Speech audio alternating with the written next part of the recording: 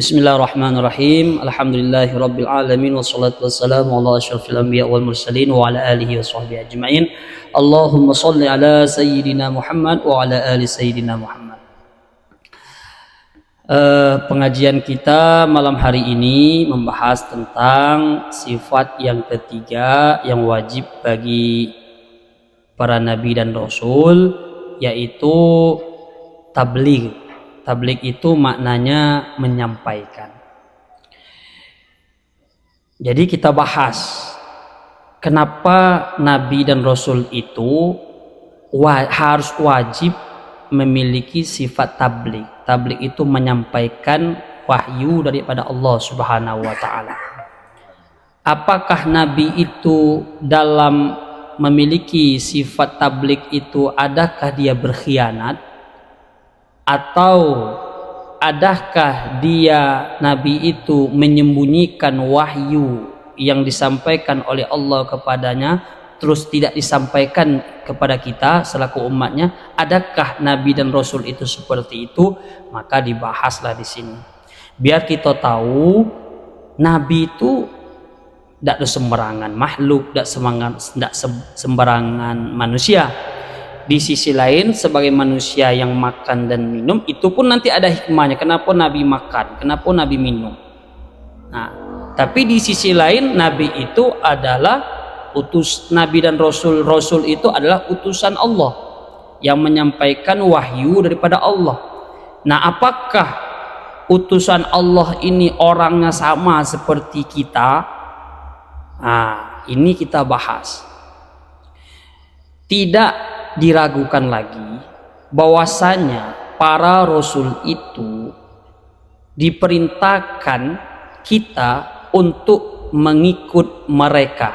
Apa saja yang kita ikuti, baik itu dari segi ucapan mereka para rasul dan perbuatan mereka para rasul. Emang wajib kita mengikutinya? Wajib. Bisakah dia berbohong? Dibahas di sini. Bisakah dia menyembunyikan ilmunya sehingga tidak disampaikan kepada kita? Dibahas di sini.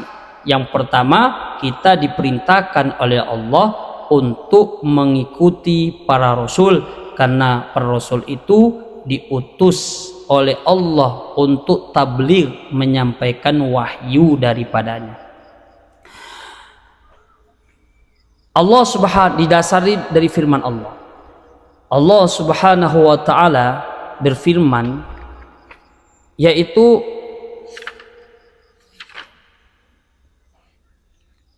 Allah Subhanahu wa taala berfirman dalam Al-Qur'an tentang bahwasanya para rasul itu mustahil dia menyembunyikan wahyu.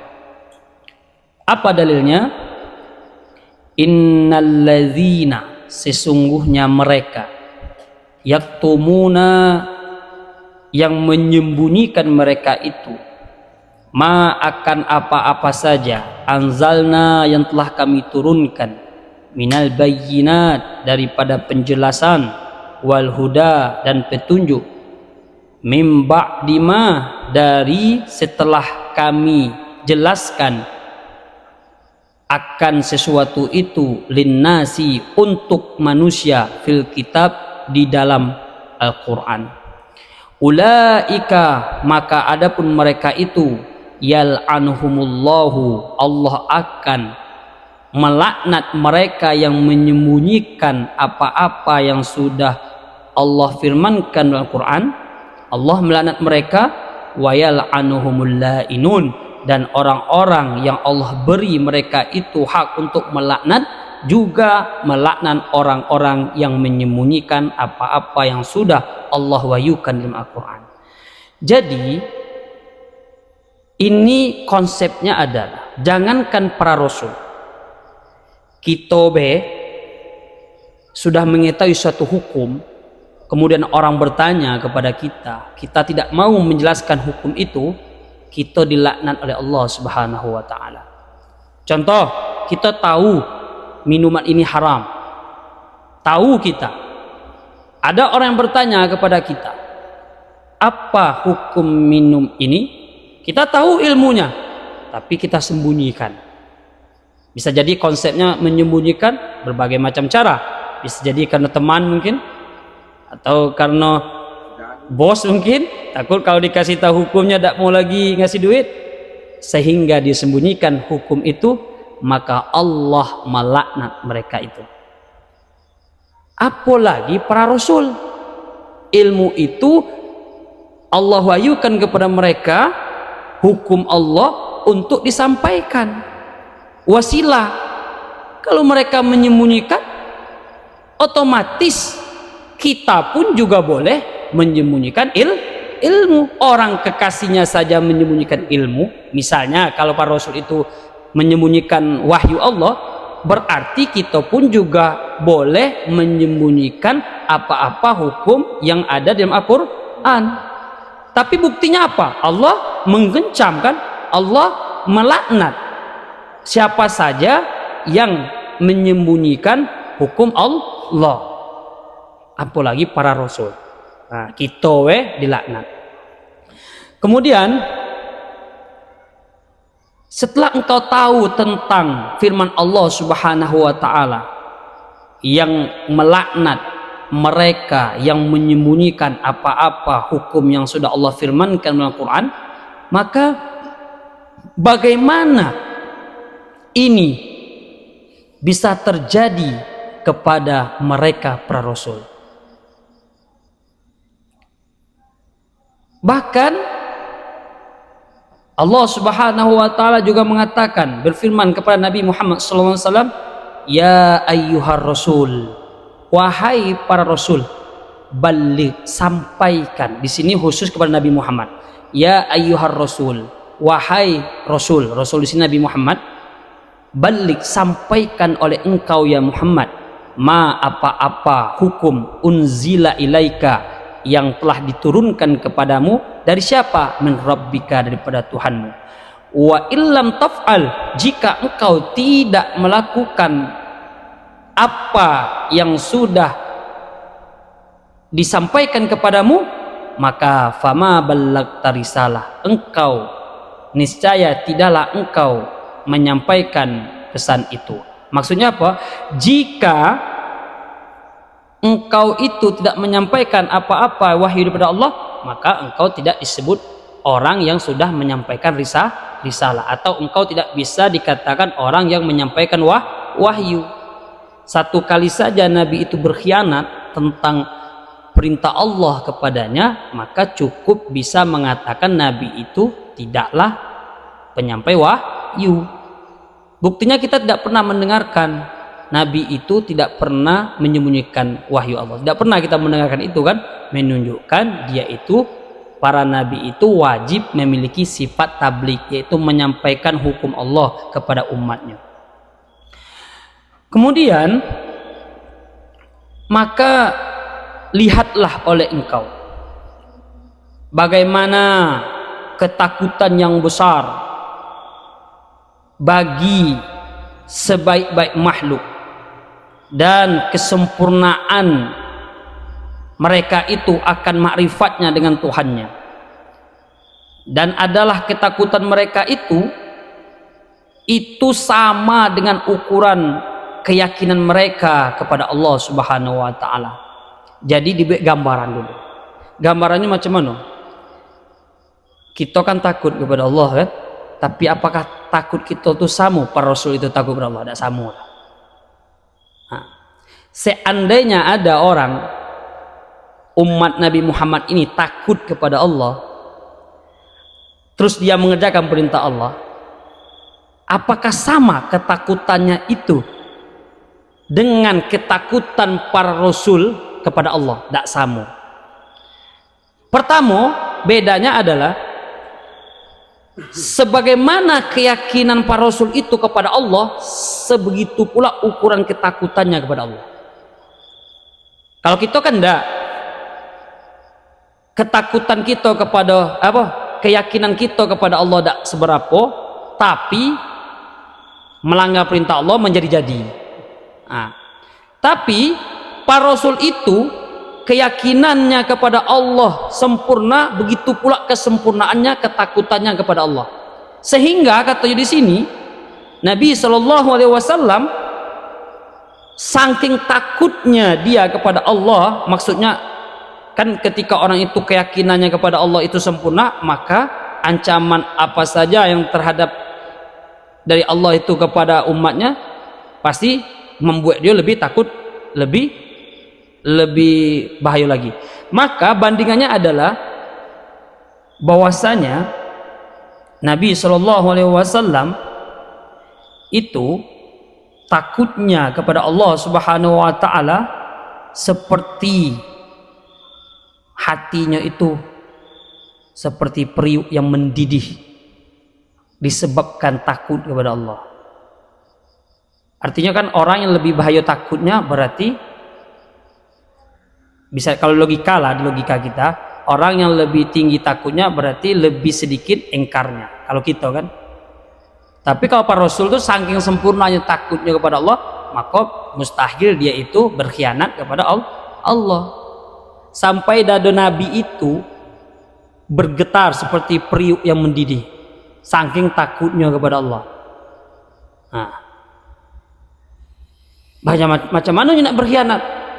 Macam mana dia menyembunyikan wahyu Allah? Takutnya lah macam mendidih, periuk yang mendidih. Kalau macam tipe kita ni kan rajin berkhianat pada Allah, wajar lah kan, karena takut kita kepada Allah tak seberapa kan. Makanya ada sebuah ungkapan tu, kenapa Indonesia ini tidak maju? Ya karena kepada Allah ini tidak takut, apalagi sama hukuman yang ada di Indonesia, apalagi cuma hukuman negara kan, pada Allah ini tidak takut kan, itu ibarat ada kan. Nah, jadi sungguh engkau sudah mengetahui bagaimana kesempurnaan iman para rasul itu tentang takut kepada Allah, sehingga mereka sedikit pun, satu pun tidak pernah menyembunyikan apa-apa yang sudah Allah wahyukan kepada mereka. Maka Nabi mengatakan ketika di haji wada itu apa?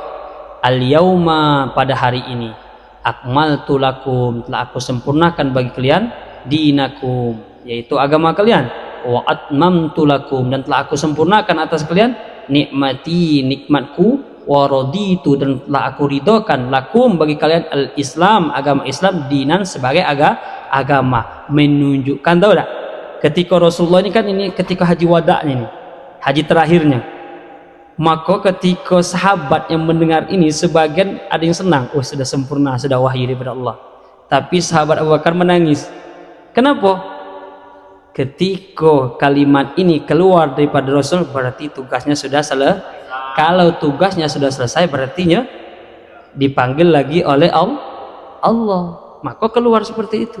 Seandainya ada yang disembunyikan, berarti tidak mungkin ini firman Allah ini yang dihitopkan kepada Rasul itu keluar, menunjukkan sudah sempurna apa-apa hukum daripada Allah itu sudah sempurna para Rasul sampaikan. Tapi hukum ini, nah itulah dari dalil ini pula orang banyak menyalahkan kita. Kenapa kita maulid, kenapa kita yasinan? Nabi tidak melakukan, agama sudah sempurna. Ah itu kata tadi ayat kok kalau ditelan mentah-mentah di otak, ya lah. Kok Nabi dulu tidak pernah nyuruh maulid Nabi? Kok Nabi dulu tidak pernah suruh baca Yasin 7 hari? Sedangkan agama saja sudah sempurna. Berarti yang baru sekarang berarti dibuat buat. Nah, maka dipakai orang dalil, seandainya Yasin 7 hari itu memang petunjuk daripada Allah, pasti Nabi sudah melakukannya, karena agama sudah sempurna. Tapi Nabi tidak pernah melakukan, sedangkan nyala mengatakan agama sudah sempurna. Kok di akhir zaman kok ada?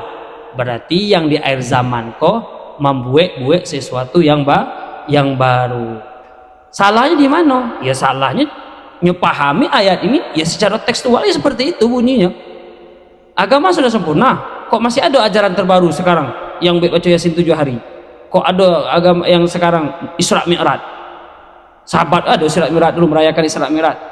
Kok ada sekarang maulid Nabi? Emang sahabat dulu, bahkan dibuat lagi logika, emang kita lebih alim daripada sahabat yang 4 tuh? Sahabat yang 4 itu saja yang sudah ahli surga, mereka tidak merayakan Maulid Nabi, kok kalian membuatnya? Emang iman kalian lebih sempurna daripada mereka? Ya kalau macam itu logika ya dia bisa jawab. Memang benar apa yang kata mereka. Tidak mungkin kita mengatakan iman kita sempurna daripada mereka, daripada sahabat Nabi kan? Pastilah sempurna. Tapi mengarahkan ke ayat ini ya tidak nyambung gitu. Nah, jadi begitu. Tapi kita tidak bahas tentang itu. Yang kita bahas menunjukkan Nabi itu, para Rasul itu sudah sempurna menyampaikan wahyu daripada Allah tanpa satupun wahyu itu disembunyikan. Makanya para Rasul itu wajib memiliki sifat tabligh. Beda kalau kita banyak pesan dari uang, banyak dapat beli. Apalagi lah pakai sen kan dulu. Ada kado beli dah. Ya wajar kita tidak Rasul, kan? Tapi kalau Rasul itu apa yang diwahyukan tidak ada yang disembunyikan. Kemudian kenapa para Rasul itu makan dan minum? Dan kenapa punya menikah? Kenapa punya tidur kan? Padahalnya seorang Rasul kan, kekasih Allah. Masa perlu juga makan dan minum kan? Kalau kita perlu makan, kalau kita makan dan minum wajar kan? Tidak kekasih Allah lah banyaklah melawan Allah kan? Tapi kenapa kekasih Allah butuh makan? Kenapa butuh minum? Jadi Rasul itu secara pandangan kita kepada mereka itu dibagi dua. Di sisi lain dia itu sebagai Rasul yang menyampaikan wahyu Allah, yang kedua sebagai manusia yang biasa seperti kita. Tapi dia melakukan itu bukan semata-mata tujuan syahwat mereka. Nabi makan, Nabi minum, Nabi tidur, itu bukan karena syahwat mereka. Beda kalau kita ingin tidur, ingin makan, memang keinginan kita. Tapi para Rasul itu mereka itu seperti makan dan minum dan sakit kan, tidak ada itu terjadi melainkan itu meningkatkan pahala mereka. Rasul tidur sama tidur gitu, tidur Rasul berpahala kok, makan Rasul berpahala kok, sakitnya Rasul berpahala. Beda kalau kita makan gitu, itu para Rasul itu apa kegiatan sehari-harinya yang kita lakukan ini, itu menjadi apa namanya, menjadi mesin pahala, menjadi pahala unlimited. Tidur berpahala kok. Berarti menunjukkan tidak ada itu terjadi Rasul itu makan dan minum melainkan itu menambahkan pahala lagi bagi mereka. Itu yang pertama. Yang kedua, kenapa Rasul itu tidur makan? Inyo tuh nak ngajar kita kalau tidur tuh macam mana? Rasul tidak ngajarkan tentang halal haram. Tidur pun diajarkan. Kalau tuan tidur tuh ya macam cara yang bagus. Kemudian Rasul minum, kalau nak minum tuh ini yang cara adabnya, maka ada adab-adab minum, bagaimana Rasul minum, bahkan masuk WC saja diajarkan. Nah, jadi apa yang dilakukan para Rasul itu kesehariannya itu juga hukum bagi kita, supaya ada contoh bagi kita. Kemudian yang pertama tadi, apa yang dilakukan para Rasul itu kesehariannya menjadi pahala bagi dirinya. Yang kedua, Rasul itu potong dikit. Rasul itu adakah setiap langkah detik yang dia lakukan mengandung dosa? Tidak ada. Para Rasul itu maksum, memang itu dijago daripada dosa yang kecil. Jangan kayak dosa makro dijagonya dari hal yang makruh. Makruh itu apa? Makan jering kan makruh, merokok kan kita ambil pendapatnya makruh. Nah, para Rasul itu terjaga daripada yang makruh, apalagi yang haram. Jadi makanya keseharian Rasul itu menjadi sebuah ibadah. Itu yang pertama. Yang kedua, keseharian Rasul itu menjadi contoh hukum bagi kita. Yang ketiga, keseharian Rasul itu menunjukkan bahwasanya dunia kok tidak berharga. Kenapa? Kalau dunia kau berharga, berarti Rasul itu yang lebih kaya dulu. Tapi Rasul umatnya kalian tahu kan? Lihat gambarnya macam mana para nabi, menunjukkan supaya kita tidak tertipu oleh dunia, supaya ada contoh nabi kita saja begini-begini hidupnya, kok kita ambisi betul. Itu maksudnya sebagai contoh itu. Kemudian Rasul itu berkehidupan sehari-hari ingin juga menunjukkan kepada kita bahwasanya nilai dunia ini tidak ada. Nilai dunia ini di sisi Allah Subhanahu wa taala itu tidak ada harganya. Menunjukkan apa? Menunjukkan contoh. Kenapa sih Rasul kalau seandainya dunia ini berharga, kenapa Allah tidak berikan kepadanya? Padahal itu kekasihnya. Kalau kita mencintai seseorang, kita beri kan? Nah pertanyaan, kenapa para Rasul itu tidak diberikan oleh Allah dunia nih? Kenapa? Ya katanya di situ dijelaskannya karena Rasul itu ingin menjelaskan dunia yang kamu ambisi ini di sisi Allah tidak berharga. Buktinya kami besok-besok lah. Kok kalian mati-matian katanya? Itu maksudnya. Kok kalian tidak tahu jam? Wak yang kekasih Allah selu-selu loh. Menunjukkan wak ingin ngajar Tuhan tidak berharga dunia kok di sisi Allah Subhanahu wa taala. Tapi akhirnya setelah mengetahui ini adalah hukum fikih ya kan. Kemudian Rasul itu sakit. Para Rasul itu ada sakit. Bahasa kita ada demam, ada batuk. Tapi kalau kita sakit macam mana yang kita rasakan? Pertama ada niat ngutuk-ngutuk tak. Yang kedua iman berkurang. Lama lagi semayang kan. Kalau demam itu lama lagi semayang. Yang ketiga hati mengutuk-ngutuk. Terus pemikiran lah melayang-layang. Kok Allah kok tidak adil loh gini-gini. Pokok macam-macam lah. Pokok badan sakit. Pokok iman kacau itu tuh. Tapi di sini jelaskan, walaupun para Rasul itu dia mengalami sakit, tapi sakit itu sedikit pun tidak merusak kedudukan mereka sebagai Rasul, begitu juga tidak merusak martabat mereka sebagai Rasul. Dan tidaklah sakit itu terjadi pada mereka yang mempengaruhi iman mereka. Jadi yang sakit itu zahir lah. Iman dikit dak ngaruh bahasa. Jadi Rasul itu sakit memang. Bahkan Rasul itu kakinya waktu perang berdarah, perang Uhud. Itu di sini jelas oleh para ulama, zahirnya saja yang sakit. Kalau makrifatnya, keyakinannya, martabat, makom hatinya kepada Allah dak ngaruh, dikit pun dak ngaruh. Setitik pun dak ngaruh dong. Itu beda dengan kita. Jadi yang sama. Jangan sama manusia, Rasul kan manusia. Jangan sama lah. Rasul itu apa yang dilakukan ibadah, kita banyak dilakukan musibah. Rasul itu kalau sakit zahirnya saja yang sakit, sedikit pun imannya tentang Allah tidak ngaruh, setitik pun tidak ngaruh.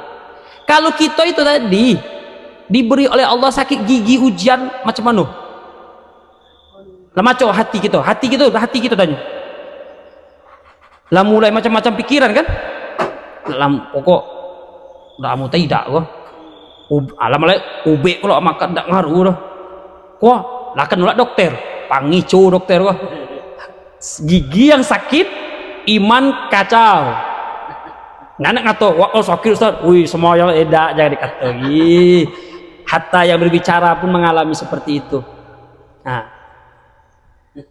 Itu siapa? Kita ini seperti itu. Jangan disamakan kepada para Rasul.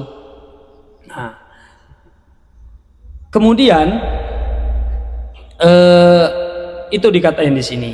Sesungguhnya iman para Rasul itu saking tingginya tingkat makrifat dan cahayanya hati para Rasul, tidak ada yang tahu kecuali Allah lah. Arti tidak bisa Rasul itu imannya seperti itu lah, tidak bisa. Berarti sesuatu yang tidak bisa digambarkan, menunjukkan itu saking besarnya. Kalau lagi bisa digambarkan berarti lebih besar gitu. Cinta aku kepadamu sebesar gunung Merapi misal. berarti ya gitu, berarti ya gitu. Karena masih ada gunung yang lebih tinggi daripada itu. Atau cintaku kepadamu sebesar gunung Kerinci, berarti masih ada berarti kecil gitu. Masih ada gunung yang besar, gunung Krakatau atau gunung apa. Nah, iya. Tapi cintamu kepadaku, cintaku kepadamu tidak bisa diceritakan. Nah, itu kalau di segi orang bercinta berarti menunjukkan lebih besar. Tapi kan walaupun itu pengicu kan. Nah, tapi kalau kepada Rasul la ya'rifu imanahum wal anwara qulubihim illallah, kata di sini. Tidak ada yang mengetahui macam mana kesempurnaan iman dan cahaya hati mereka kecuali Allah Subhanahu wa taala. Maka sakit itu sedikit pun tidak mengotorkan apapun dari kejernihan hati mereka. Nah. Dan Rasul itu kalau ditimpa musibah sedikit pun tidak menimbul kegelisahan. Pak Rasul itu kalau sakit tidak menimbulkan penyimpangan. Pak Rasul itu kalau sakit tidak menimbulkan kelemahan daripada hati mereka. Ya intinya sakit ini zohir lah, abi kaji. Tidak ada ngaruh. Kalau kita kan gelisah kan, wah macam-macam lah pertanyaan gelisah. Tapi ini tidak. Maka tidakkah engkau mengetahui bagaimana keadaan mereka? Yang terjadi pada mereka itu bahwasanya tidak ada yang terjadi pada selain mereka. Seorang kekasih Allah pun kalau sakit pasti ada ngaruh dikit. Walaupun dia kembali kepada Allah kan. Tapi para Rasul tidak ngaruh. Tak imannya tak lemah, tak gelisah, selalu lah badannya sakitnya, zahir badannya sakit, tapi sedikit pun apa tidak pernah. Nah, begitu juga kenapa para Rasul itu lapar, kenapa para Rasul itu butuh tidur. Itu semua lapar, tidur sedikit pun tidak mempengaruhi daripada iman mereka. Kalau kita lapar nak marah kan, pokok kalau lapar tu saya siapnya lah. Segala ya kau toko lembek no marah, kau balik ke rumah orang rumah tak masak melayang kan. Nah, begitu juga kau ngantuk, cobalah kalau kanti tidur diganggu melayang apa yang kayak itu kan. Nah, pokok minimal ngutuk-ngutuk lah. Para Rasul ngantuk lapar dikit pun tak ngaruh kayak mati mereka. Tak pun mereka makan tak ngaruh tak nyuruh. Nah, mana buktinya di sini katanya. Kemudian digambarkannya sedikit di sini. Dan ketahuilah oleh engkau para Rasul itu mereka tidur matanya tapi hati mereka tidak tidur. Nah, kalau kita tidur jangan ditanya lagi kan. Nah. Kemudian ketika para Rasul itu tidur matanya, maka hati mereka tetap menghadap berkoneksi kepada Allah Subhanahu wa taala dengan cahaya hati mereka. Kemudian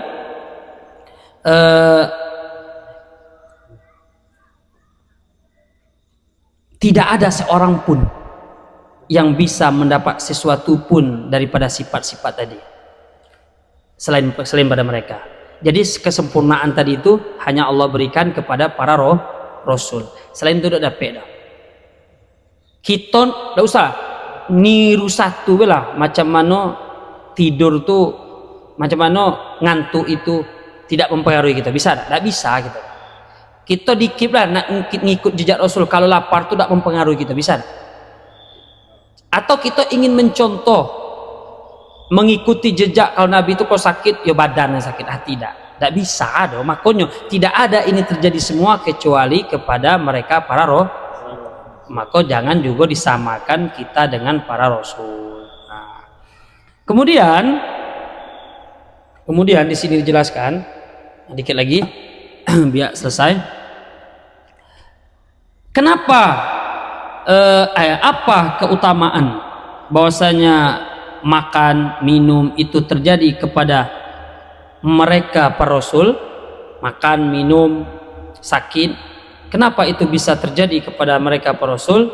Maka dijawabnya sebagaimana kami sudah sampaikan di awal tadi, tidaklah itu terjadi melainkan itu semua meningkatkan pahala bagi mereka. Selain itu tidak ada. Makanya bahkan cobaan itu kata Nabi Shallallahu Alaihi Wasallam, asyaddukum bala, musibah yang paling besar yang ditimpakan kepada kalian adalah pertama para nabi, para anbiya. Jadi ujian kita kalau dibandingkan kepada ujian para nabi tidak ada bandingan. Jadi Nabi mengatakan ujian yang paling berat itu pertama para nabi, yang kedua para wali, yang ketiga orang di bawah wali dikit, yang ke selanjutnya di bawah-bawah itulah sampailah macam mana iman ada. Maka cobaan kita tidak sama dah. Jangan kita minta sama ujian kita tidak sama dah. Ujian kita sesuai dengan kualitas iman kita. Nah, itu kata Nabi. Jangan kita maka jangan sok tahu.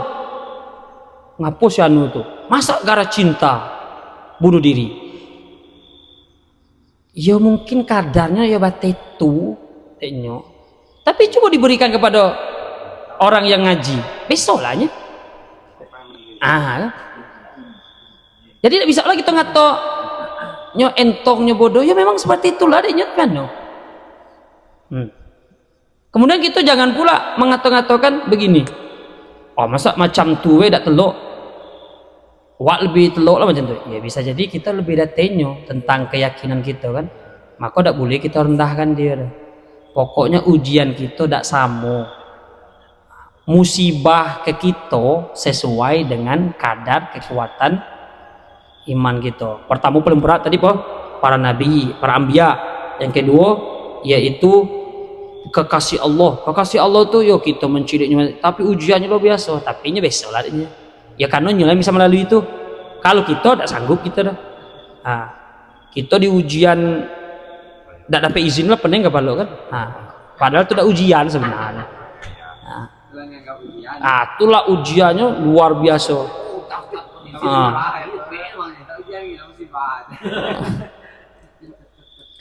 Kemudian sumal amsal, kemudian orang yang serupa kepada wali, kemudian terus macam tu, tergantung kedekatannya kepada Allah Subhanahu Wa Taala. Jadi kalau kita nak naik kualitas iman kita, ya siap-siap ujiannya agak dinaikkan dikit Tapi jangan takut, itu kan waliullah kan, kekasih Allah. Tapi katanya disikor nanti, langsung potong sebenarnya. Ya. Tapi di situ dijelaskannya, maka beruntunglah mereka-mereka yang memiliki sifat yang meniru sifat-sifat yang tadi, bahwasanya menjadikan dunia itu sekedar saja, kemudian menjadikan dunia itu tidak dikaitkannya ke hatinya, kemudian dunia ini yang dia lalui, dia hanya mengambil sekedar orang yang bermusafir. Contoh kita berperjalanan. Dalam perjalanan kalau kita singgah rumah makan, apa perlu kita bawa makannya tuh untuk singgah selanjutnya? Tentu ambillah yang secukupnya. Ya lah bawa rumah makan itu tahu di mobil kan tidak bisa lah. Atau uang-uang tukang masak itu kita bawa langsung kan tidak mungkin. Maka katanya beruntunglah bagi mereka yang mengambil dunia ini seperti orang yang pergi musafir dan tergesa-gesa pula. Cuman kalau kita pergi musafir tergesa-gesa, apa yang dapat? Kita dalam perjalanan, tapi cepet-cepet. Kok makan cepet-cepet, kira-kira apa yang bisa kita dapat? Ya sekedar kebutuhan kan? Contoh kita berhenti mau makan, lah ditunggu. Makan, cepetlah. Berarti jadilah beruntunglah orang yang menjadikan dunia ini seperti orang yang bermusafir yang mengambil sekedarnya, dan itu pun orang musafirnya tergesa-gesa katanya. Karena ada orang musafir tidur lah, nyenyak lah situ tidur. Lah mantak lah kenyang lagi ya, itu udah ada tur. Lagi kok tidak ada yang tergesa-gesa, berarti tidak seberapa nya dapat dong. Saking tergesa-gesa tadi, ya kok makan ini saya pingin lah. Tapi nak mula duduk lah 3 jam nak mau menambah makan situ. Lah banyak lah kerja lah boka lah kan. Jadi katanya sih kok. Jadi ngambil dunia itu seperti orang yang bermusafir yang tergesa-gesa secukupnya. Tapi itu katanya orang seperti itu betul beruntung katanya. Kalau kita tidak macam itu minimal yang ikut-ikut situ dikit lah jadilah kan. janganlah sampai tak ada lah kan. Ya minimal ada musafir walaupun ya dibawa lah gula-gulai tadi kan.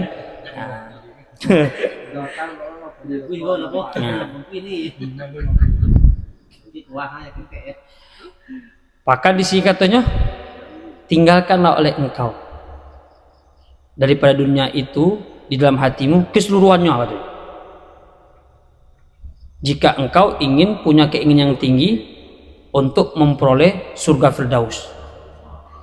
Tapi tingginya segalonya risiko tadi itu maksudnya tadi dijelaskan oleh kalimat sebelumnya, mengambil dunia seperti orang yang musafir yang tergesa-gesa. Kenapa katanya? Kata Nabi SAW, kun fid dunya, jadilah engkau di dunia itu ka'annaka gharibun, seperti orang yang terasing. Terasing itu ya dak yonyan dah.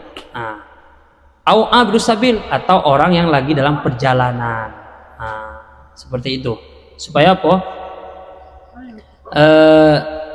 Tapi ini tingkat orang yang kekasih Allah tadi lagi kira ya.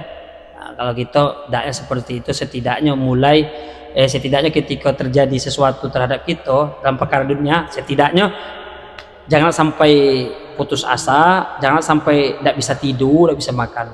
Ingat dunia ini kalau dibandingkan di sisi Allah tidaklah mereka berharga.